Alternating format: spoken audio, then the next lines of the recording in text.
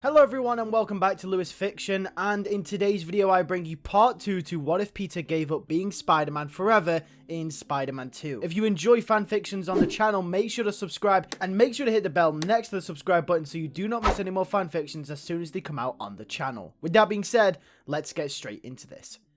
We continue our story where we left off. Peter glances over a passed out Harry Osborn on the floor of the Goblin Lair. As terrifying as this was without his powers, Peter found himself in a really difficult position. What should he do? What can he do? Peter approaches Harry, with what's looking like no other option. He bends down and places his hand on Harry's shoulder, and whispers his name quietly. Nothing. He whispers his name again. When in a flash, Harry's eyes open with purpose, in a similar fashion to the way Norman's did back in Spider-Man 1. Harry leaps up and grabs Peter, throwing him back, smashing into a window. Bernard from downstairs hears the commotion and shouts Harry's name. However, he can't be heard over the clattering and banging from the room above. Harry walks over to Peter as Peter tries to break through to him, but just like Norman, Harry had taken the Goblin Serum in such a high dose, it's turned him completely insane. Harry mutters one phrase, and one phrase only. Where's Otto? Peter said that he's came to ask Harry the same question frantically. Peter runs out of the lair, squishing and crushing shards of the broken glass across the carpet. Harry marches out, following Peter. Peter, in a last-ditch effort to break through to him, says that he has MJ. Harry stops in his tracks. His eyes twitch slightly, a bit of light striking his soul. Peter, quieter this time, repeats himself and tells Harry in a calm fashion that Otto has MJ, and they need to stop him. Harry looks down slightly to all of the broken pieces of glass across the floor and looks back up to Peter.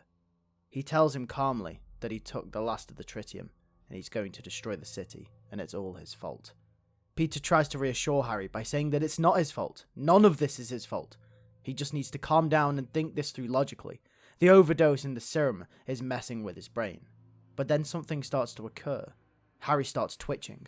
Not just his eye this time, but his neck, and it progressively gets worse. Peter notices this and asks if he's okay. Harry doesn't respond, however, as he starts to grow exponentially. He's mutating, and out of nowhere bursts a monster version of the Green Goblin. If it wasn't Harry in control before, it definitely isn't now. The overdose in the Goblin Serum has mutated his body into a monster. Harry charges towards the window, Peter just about dodging out of the way. The glass on the outside frame of the balcony door shatters as the monster goblin sends himself flying out of the window. Peter looks on, with a slight look of regret, but determination.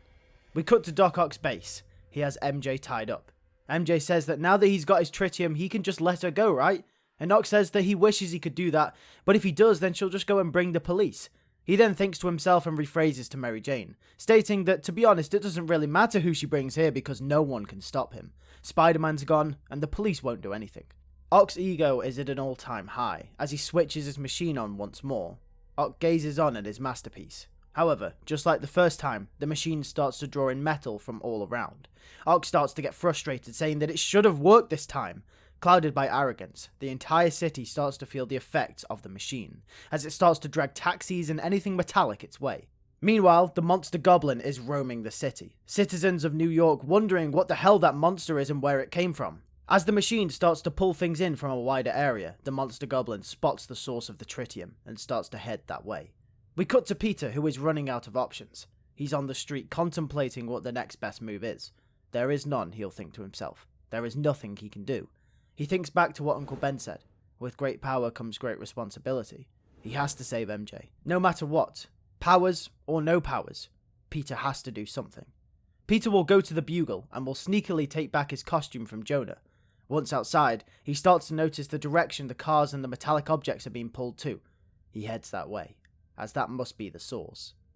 We cut back to Ock's base, as he tries to stabilize the machine. All of a sudden, the monster goblin smashes through the side of the crumbling building.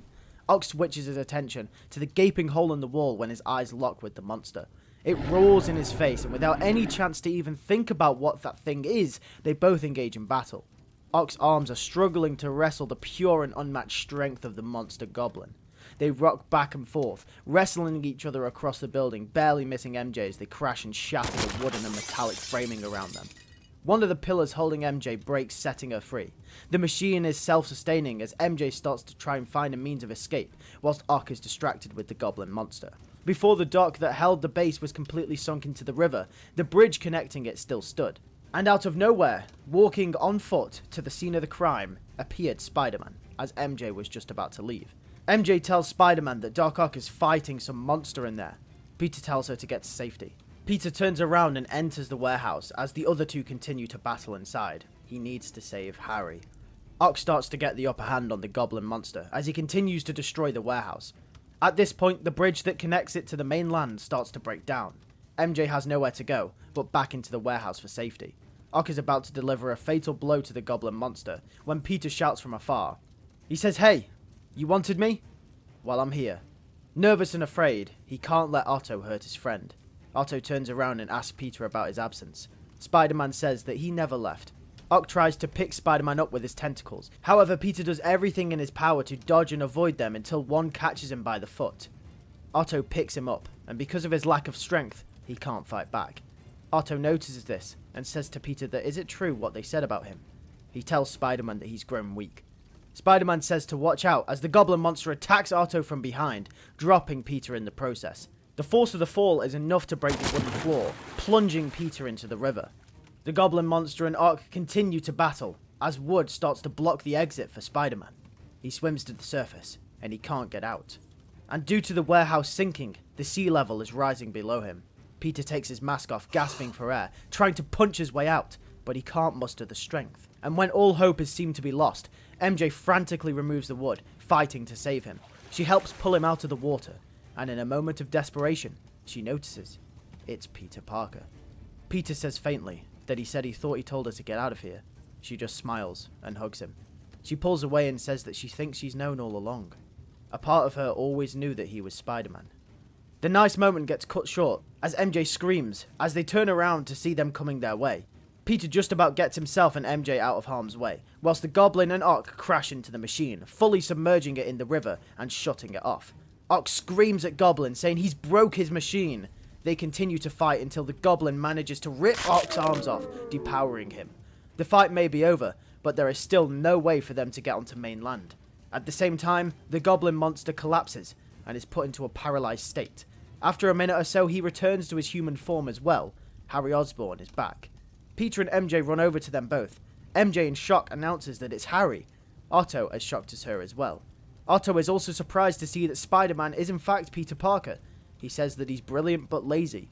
However, there are more concerning matters at hand. The battle is over, but they're not out of the water yet. Peter says that he's got to try and get all of them out of there, but he can only carry 2 people at a time. And as not to worry them, he doesn't announce that his powers are somewhat nerfed. Without his powers, he wouldn't be able to make 2 trips before the warehouse completely sinks into the river. Otto says to leave him. It's his time. He failed. He will die with this machine. Peter says you can't do that, and Otto says that he will. Now that the arms are gone, the machine's gone, his wife's gone, there is nothing left to live for Otto.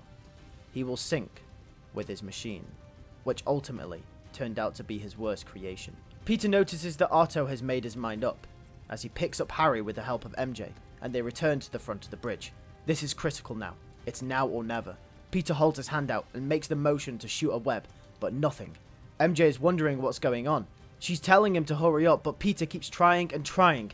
He begs just one more time for it to work, one more time for his spider powers to come back. And just before the bridge fully collapses, adrenaline kicks in and a web shoots out, attaching to a crane in the distance, pulling MJ and Harry along with him. Peter smiles as he lands on the shore, safe. A couple of days later, and MJ, once again like the original movie, will sack off her marriage to J. Jonah Jameson's son, and will once again return to Peter Parker, saying that she knows that he's Spider-Man, but she can live with that. Peter hasn't fully figured out how to get his powers back, but is confident that one day they will fully return. Harry Osborn is taken to rehab, and the Goblin Lair is stripped from the Osborn mansion. And that brings us to the end of the story. Thank you guys for watching this fanfiction. If you did enjoy, make sure to hit the like button. Make sure to comment down below, what do you think of this story? Do you like it? Do you not like it? Where would you improve in places? I'll always love your feedback. Also, make sure to tell me in the comment section down below future fanfictions that you'd love to see on the channel. With that being said, make sure to like and subscribe. Make sure to hit the bell so you do not miss next week's video. And I'll catch you guys in the next one. Take care and peace.